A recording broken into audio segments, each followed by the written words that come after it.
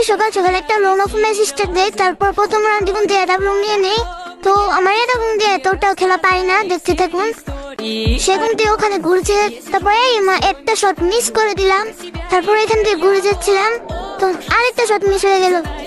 তারপর অস্কার ছাড়লো, আর একটা ওপি লেভেল একটা শট দিলাম, আরেকটা শট ফিনিশ। তারপর কিন্তু দ্বিতীয় রাউন্ড খেলা শুরু হয়ে গেল। দেখেন আমার কতগুলো শট মিস হচ্ছে। এখান দিয়ে ঘুরে গেছি, তারপর দেখা যায় যে কন্টেনারের ভিতরে।